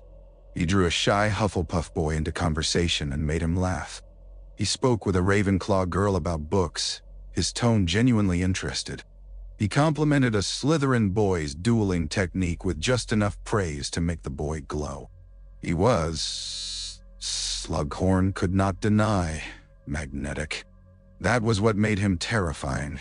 Slughorn watched him from the edge of the room, forcing his face into pleasant lines. He had thought last year that refusing Tom might discourage him, might shock him into embarrassment. Instead, Tom had become smoother, more careful. Slughorn felt as though he were watching a creature that had learned to hide its teeth behind velvet. At one point, Tom approached Slughorn directly, cup in hand. "Professor," he said softly. Slughorn stiffened. "Yes?" Tom leaned in slightly, lowering his voice so the others could not hear. "I wanted to thank you," he said. Slughorn blinked, thrown. "Thank me?" Tom's expression was earnest. "For your honesty," he said. "Last year, I mean. I've thought about it." Slughorn's throat tightened. "Have you?" he managed. "Yes," Tom said. His eyes held Slughorn steadily. "It's important, isn't it? To know when something is too dangerous." Slughorn stared, uncertain whether this was sincerity or mockery. Tom's face gave no clue. Yes," Slughorn said, voice thin. "Yes, of course." Tom's smile softened. "I'm glad we understand each other," he said. Then he moved away, returning to the others, leaving Slughorn standing frozen, skin cold. Slughorn's mind raced. Was Tom trying to reassure him? To disarm him? To convince him the danger had passed? Or was Tom reminding him, quietly, that he was aware of Slughorn's fear and could use it? Slughorn looked toward Albus' empty chair at the staff table in the Great Hall and wished, desperately, that Albus were here. He wished he could ask Albus to explain, to confirm his suspicions, to tell him what Tom truly intended. But Albus was not here. Slughorn was alone in his own office, surrounded by laughter, while Danger wore a charming smile and ate crystallized pineapple as if it were harmless. Later, when the students finally left and Slughorn locked his door behind them, he sat down heavily in his armchair. His hands shook. He poured himself a drink and realized, with a sick lurch, that he did not want it. The warmth that used to fill his office during these evenings was gone. In its place was a chill that no fire could drive out. Slughorn stared at the empty room and thought, fleetingly, of Myrtle's lifeless eyes. He had thought refusing Tom had been bravery. Now he feared it had been merely a signal, one Tom had read and answered. Albus did not confront Tom in the corridors where portraits could listen. He did not corner him in the great hall where students might watch. He chose a classroom. It was late, after supper, when the castle was settling into its quieter rhythms. The halls were not empty. Hogwarts never truly slept, but they were subdued. Footsteps echoed more clearly. Voices dropped. Tom was leaving the library when Albus' voice came from behind him, soft and polite. "Mr. Riddle." Tom turned. His expression was calm, as always. "Professor, would you walk with me?" Albus asked. Tom's eyes flicked, quick as a blade, over Albus' posture, his hands, his wand. Albus stood relaxed. No threat visible. Yet Tom understood this was not a casual request. "Of course," Tom said smoothly. They walked through the corridors in silence. Albus did not hurry. Tom matched his pace easily, hands clasped behind his back like a model student. They entered an empty classroom. Transfiguration, its desks neat, its chalkboard covered in diagrams of complex transformations. A storm outside made the windows rattle softly, lightning flashing now and then, briefly illuminating the room in harsh white. Albus closed the door with a gentle click. Tom stood, waiting, expression patient. "Is there something you wanted, Professor?" Albus faced him. In the dim light, his spectacles reflected the room, obscuring his eyes until he shifted slightly and looked at Tom directly. "I wanted," Albus said, "to ask you a question." Tom's smile was polite. "You may ask." Albus's voice remained calm. "Last year," he said, "a student died." Tom's expression softened into appropriate sorrow. "Yes," he said quietly. "Myrtle Warren. It was tragic." "And last year," Albus continued, "you were praised for bringing an end to the danger." Tom inclined his head modestly. "I did what I could." Albus watched him for a long moment, as if listening not to Tom's words but to the spaces between them. "Tell me," Albus said, "why did you do it?" Tom's brows rose, just slightly. "Because the school was in danger." Albus nodded slowly. "Many students were in danger," he agreed. "And yet not all students act when danger appears. Some hide, some run, some pretend not to see. You acted." Tom's voice was careful. "Should I have done otherwise?" Albus's gaze was steady. "I am not accusing you," he said. "I am trying to understand you." Tom's smile held, but his eyes sharpened. "I'm not sure I'm particularly complicated." Albus's mouth twitched, almost a smile. "On the contrary," he said, "I suspect you are very complicated." Tom's silence was brief. Albus stepped closer, not threatening but deliberate. "You are exceptionally talented," he said. "You have charm. You have intelligence. You have influence. These are gifts." "No." Tom's voice was smooth. "Thank you, Professor. But gifts," Albus continued, "can be used for many purposes." Tom met his gaze without flinching. "Everything can," he said. Albus' voice dropped. "Yes," he said quietly. "That is precisely what concerns me." The storm outside cracked louder, thunder rolling. The windows shuddered. Tom's smile faded just slightly, replaced by attentive neutrality. "I don't understand," he said, and the words were flawless. Albus held his gaze. "Do you know," he asked softly, "why some forms of magic are forbidden?" Tom's eyes flickered. "Because they are dangerous." "And why are they dangerous?" Albus pressed. "Because they harm others?" Tom's expression remained calm. "Often. Albus's voice dropped. "Or because," he said, "they harm the person who uses them." A pause. Tom's breath was steady. "Magic has a cost," he said. Albus nodded. "Yes," he agreed. "It does." Tom tilted his head slightly, as if curious. "Is there a specific cost you're thinking of, Professor?" Albus's gaze sharpened. "There is," he said. For a moment, the air seemed to tighten. The stormlight flickered across the chalkboard, making the diagrams look like shifting shadows. Tom's voice remained smooth. "If you're worried about me," he said, "I assure you, I have no intention of harming the school." Albus studied him. "I am less concerned about the school," he said quietly, "than I am about what you might become." Tom's eyes narrowed so slightly it could be imagined. "And what do you think I might become?" Albus did not answer immediately. He seemed to weigh words carefully, aware that speaking too plainly could provoke the very danger he feared. Finally, he said, "A man who believes he is above consequence." Tom's mouth curved again, polite. "Is that so terrible?" he asked. "If one is correct?" Albus's expression did not change, but something cold settled behind his eyes. "It is," he said, "because no one is correct about that." Tom's gaze held his, unwavering. For the briefest moment, Slughorn's memory of Tom's eyes, the cold well, returned to Albus's face.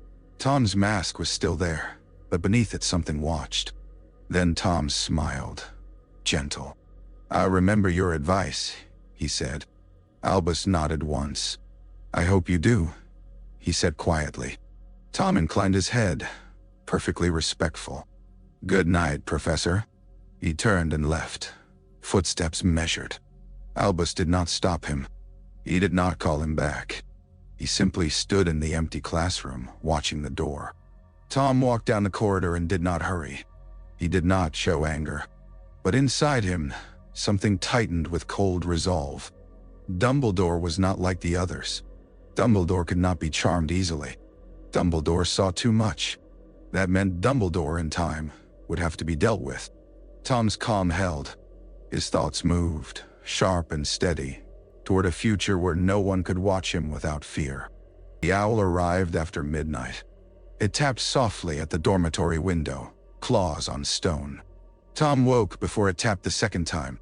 He did not wake like other boys, groggy and confused. He woke like a blade unsheathed. He rose silently, careful not to disturb the others.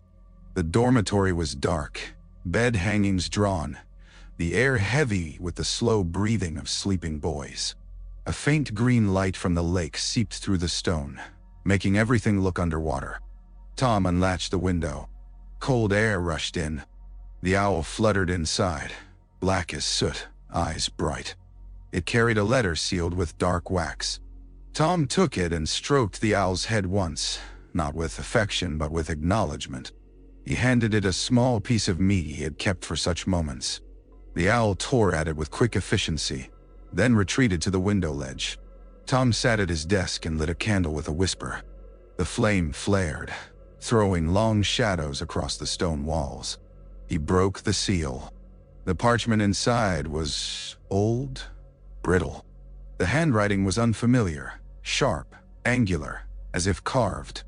There were words in English, but also symbols, archaic marks that made Tom's skin prickle with recognition. He read slowly, absorbing. The letter did not explain everything. It was not a how-to guide. It was a warning, and a tease, and a fragment of a larger whole. It spoke of the soul as a substance that could be forced into containment. It spoke of the act of murder as the blow that split it. It spoke of binding, of anchoring that fragment to an object through a spell that required more than cleverness. It required intention. It required willingness to endure damage. It spoke, briefly, of the danger of division. The more one split, the less stable one became. There was mention of a wizard who had attempted to fracture himself too many times and had become less than human. Tom's eyes lingered on that line. Less than human. He did not feel fear. He felt interest. At the bottom of the letter, a line had been added in darker ink. If you seek to be unkillable, you must first accept that you will be unmade. Tom's fingers tightened on the parchment. The words thrilled him. They spoke to what he already knew, that power demanded sacrifice. That comfort was for weak people. That to become extraordinary, one had to endure what others would not.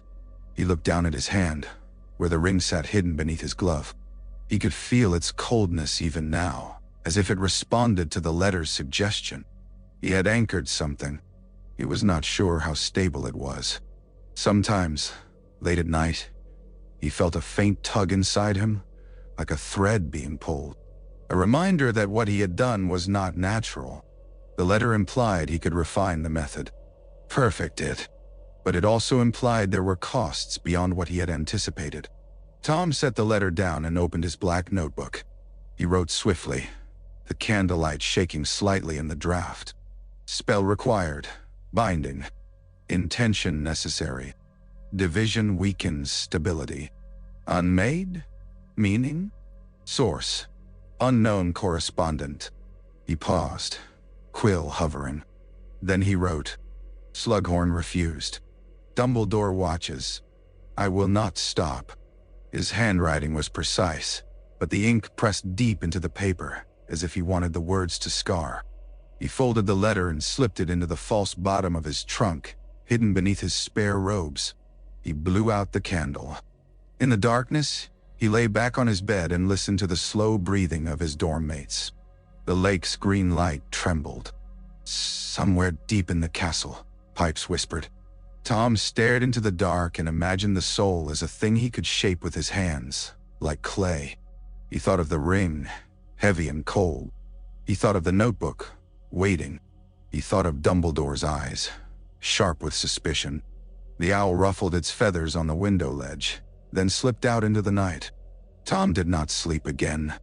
He lay awake, planning, feeling the quiet certainty that the world was beginning to reveal its deeper rules to him. Rules written in blood and sacrifice. And he was ready to read them all.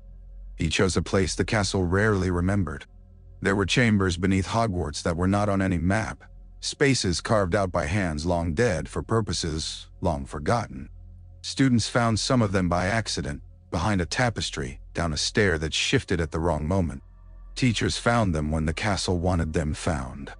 Tom found them because he listened. The whisper in the walls had never left him. Even after Myrtle's death, even after the headmaster's announcements and the patrols and the false relief, the whisper remained, curling through pipes and stone like a secret tongue. It led him, one night in October, down a narrow stair behind a tapestry that depicted a knight being eaten by a dragon. The stair spiraled into damp darkness. The air grew colder. The stone felt older, rougher, as though the castle's polite surfaces had been peeled away. Tom carried a torch.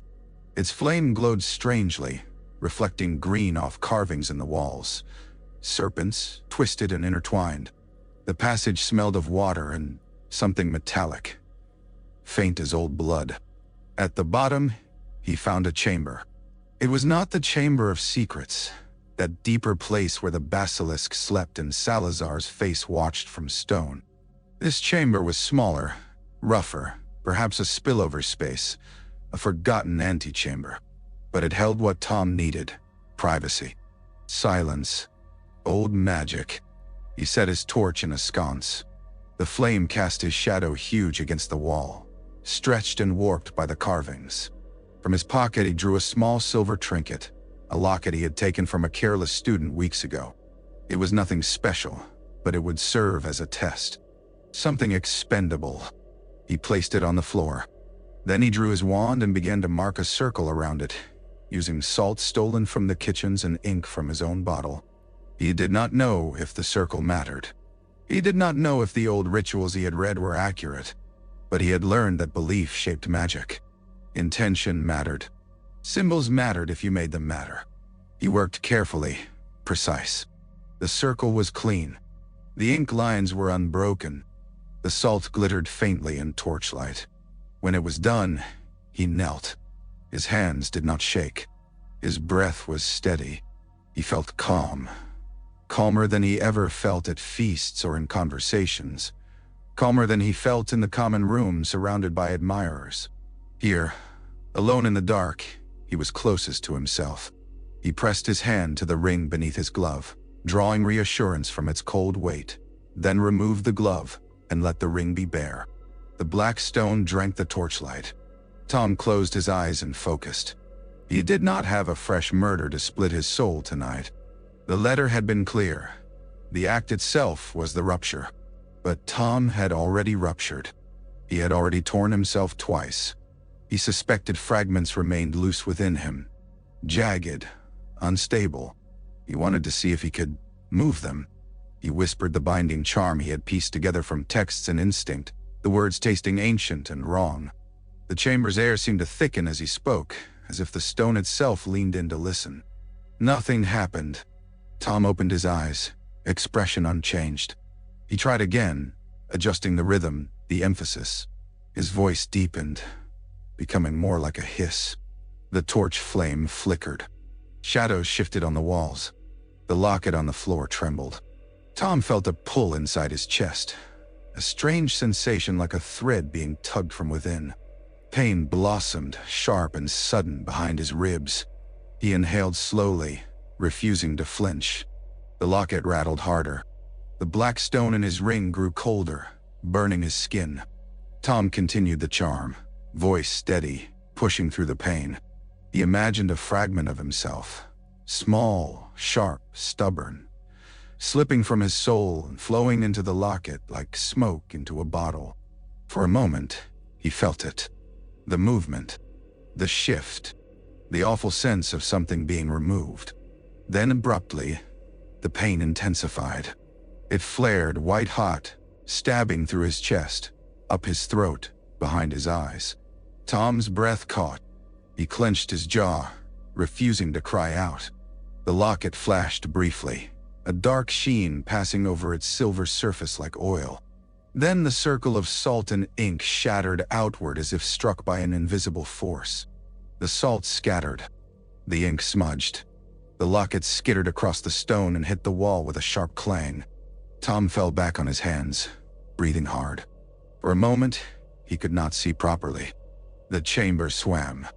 The torchlight blurred. Then his vision cleared. He sat up slowly, wiping sweat from his brow. His hand shook once, an involuntary tremor. He stared at it with mild annoyance, then clenched it into a fist until it steadied. He crawled to the locket and picked it up. It looked the same. Silver, scratched, ordinary. Yet, when he held it, he felt resistance. A faint wrongness, like a splinter under the skin. Something had happened. Not cleanly, not perfectly, but enough to prove the spell could move something. He smiled, slow and private. The cost was pain. The cost was instability. The cost was perhaps becoming unmade. Tom had never been afraid of costs. He stood, pocketed the locket, and extinguished the torch with a flick of his wand. Darkness swallowed the chamber. As he walked back up the stair, the whisper in the walls returned, curling around him like a congratulatory hiss. Good. Blood? Tom's smile widened slightly. He had been refused by Slughorn. He had been watched by Dumbledore. Yet here he was, alone beneath the castle, bending his own soul with stubborn hands. The world would not stop him. Not until it broke trying. Slughorn's fear made him careless. It was a small thing, the kind of slip people made when their minds were crowded with dread. But Tom noticed small things. He collected them. It happened near the end of October after a tense staff meeting about security measures. Students had been grumbling, curfews tightened, corridors patrolled. Armando insisted it was necessary, voice strained. Albus spoke little, watching faces. Afterward, Slughorn left the meeting room too quickly, his robe snagging slightly on the doorframe. Albus followed, steps quiet. Tom was in the corridor outside, tucked into a shadowed alcove beneath a tapestry, waiting. He had not intended to eavesdrop. He had been moving through the castle, mapping, listening, when he had heard Slughorn's hurried footsteps and Albus' calm ones behind. Instinct had guided him into the alcove. Curiosity had kept him still. Slughorn and Albus stopped not far from him, near a window where rain drummed softly against the glass. Horace, Albus said, voice low. You must be careful. Slughorn let out a shaky breath. I am being careful, he snapped, then immediately softened, guilt flickering. I mean, I'm trying, Albus, but he's everywhere. Albus's tone remained calm. Then do not speak of him everywhere, he said. Slughorn's voice dropped further, trembling. He asked me about it, he whispered.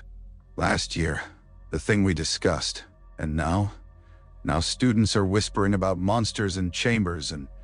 Albus, what if he's doing something worse? What if… Horace, Albus interrupted gently. Panic will not help. Slughorn laughed bitterly. Easy for you to say. You're not the one he asked. No. Albus was silent for a moment. When he spoke again, his voice was quieter. I may not have been asked, he said, but I have been watching him since he arrived at Hogwarts. He has always had a hunger for her. Slughorn's breath hitched. He looked at me, he whispered. At that gathering, like he knew I'd told you. Like he knew I'd… He likely suspects, Albus said. Slughorn's hands rubbed together nervously. Then I've marked myself. Albus's voice hardened slightly, a rare edge. You marked yourself the moment you chose to do the right thing, he said. Slughorn swallowed. And what is the right thing now? He asked, almost pleading. Because I don't know. I can't sleep. I keep thinking about those books I used to have. I keep thinking, what if I hadn't refused? What if I hadn't refused? What if I'd… Albus's tone cut through firm. Do not indulge that, he said. Regret is a luxury we cannot afford. Slughorn's voice cracked. You don't understand, Albus. He's brilliant. He's charming. Everyone loves him. Armando praises him. The students, half of them would follow him off a cliff. And if he is truly looking into that kind of magic… Albus's silence stretched, heavy. Then he said, very softly, if he is, then we will stop him. Slughorn gave a broken laugh. How? He demanded. We can't accuse him without proof. We can't search his trunk. We can't… We will watch, Albus said. We will wait for a mistake. Slughorn's voice rose, desperate. He doesn't make mistakes. Albus's gaze, though Tom could not see it, seemed to sharpen. Everyone makes mistakes, he said quietly. Even the brilliant. Especially the brilliant. Pride makes a person careless. Duh. Slughorn's breathing was ragged. And if we're too late? He whispered. Albus did not answer immediately. When he did, his voice was quiet, and in it Tom heard something like sorrow. Then, Albus said, the consequences will be beyond this school. Tom listened, expression still. Slughorn's fear tasted like satisfaction on Tom's tongue. He had done that. He had made Slughorn afraid enough to break his own composure. And Albus was wary. Good. He understood now. Albus was waiting for a mistake. Albus believed pride would make Tom careless. Tom almost smiled. Pride could be controlled. Pride could be masked. If Albus expected a reckless slip, Tom would disappoint him. He would make no obvious mistakes. He would instead make the world itself his weapon. Slughorn's voice dropped again. You promise? He asked, small. You promise we'll stop him? Albus's reply was quiet. I promise I will try. Tom's eyes narrowed slightly in the dark alcove. Try. A word of limitation. A confession that Albus understood the scale of what he might be facing. Tom felt a faint thrill. Albus and Slughorn moved away, their footsteps fading down the corridor. Tom remained still until the sound was gone. Then he stepped out from the alcove and walked in the opposite direction, calm as ever. His mind, however, was moving quickly. They were watching. They were waiting. Then he would give them something to wait for. Something they could not anticipate until it was too late. Tom's hand drifted, unconsciously, toward the ring beneath his glove. He smiled to himself. Let Dumbledore wait for pride. Tom would give him patience. In November, the lake had turned the color of ink. Wind dragged ripples across its surface, and the sky above Hogwarts was heavy with low clouds that swallowed the moon. The castle's windows glimmered with warm light, distant and comforting, an illusion, Tom thought, for those who needed illusions. He stood on the shore alone, his cloak snapping softly in the wind. The grass underfoot was wet. The air smelled of cold water and approaching snow. In one hand, he held his black notebook. In the other, his gloved fingers curled around the ring, hidden but felt. He had taken the glove off once earlier, just to look at it again in the candlelight of his dormitory. The stone had seemed darker than before, as if it had swallowed more of him. Sometimes he imagined he could hear it, faintly, like a heartbeat under stone. He looked toward the castle. Somewhere inside, Slughorn was likely pacing his office, nerves jangling, pretending to himself that his fear was a sign of morality rather than weakness. Somewhere inside, Armando was likely drafting letters to the board, insisting the school remain safe. Somewhere inside, students laughed and whispered and fell in love and worried about exams. And somewhere inside, Albus watched. Tom could almost feel the older man's attention, stretched like a thread across the castle. Not constant, not intrusive, Albus was subtle, but present. Albus's patience was impressive. Tom respected it. He also intended to break it. Tom opened his notebook. The wind tried to snatch the pages, but he held them firm. The ink he had written months ago stared back at him. Lists, names, fragments, theories. He turned to a clean page and began to write. I am not mortal. The words looked absurd on the paper. A child's declaration. A madman's boast. Tom stared at them for a moment, then pressed his quill down harder and wrote beneath, I will not end like them. He thought of the bodies in the manor, eyes staring. He thought of Myrtle on the bathroom floor, life gone in an instant. He thought of the sirens in London, the bombs, the rubble. The world was full of endings. People accepted them, resigned. Tom felt no resignation, only contempt. He turned another page and wrote, Dumbledore watches. Slughorn fears. They believe I will blunder. They are wrong. He paused, quill hovering, then added, I will learn the method. I will perfect it. If I must be unmade, I will choose the shape of what remains. The wind tugged at the pages again. Tom closed the notebook and held it against his chest as if it were a living thing. He looked out at the lake, dark and shifting. Something moved beneath the surface. Perhaps a fish, perhaps something older. The water did not reveal its secrets easily. It hid them deep. Tom understood that. He thought of the chamber beneath the castle, the serpent carvings, the whispering language in the walls. Hogwarts itself had hidden a monster for centuries, waiting. The castle did not fear what it held. It simply contained it, quietly, until someone with the right tongue came along. Tom smiled faintly. He had always been the right one. Behind him, the castle's lights flickered as if a gust of wind had reached them too. The towers stood against the dark sky, ancient and proud. Hogwarts looked invincible. Tom knew better. Nothing was invincible. Not the castle. Not Dumbledore. Not even death, because Tom would make it obey. He slid the notebook back into his cloak and put his glove on, hiding the ring again. The cold of the stone pressed against his skin like a promise. As he turned away from the lake and began walking back toward the castle, his steps were steady, unhurried. He did not look like a boy sneaking out at night. He looked like someone returning to his seat at a council table. The wind followed him. The lake whispered behind him. The castle waited ahead. And Tom, calm and determined, carried his secrets close, already planning the next fracture, the next binding, the next step toward a world where refusal meant nothing. Inside Hogwarts, torches burned and portraits muttered and students slept. And somewhere, deep in the stone, something hissed softly, as if laughing.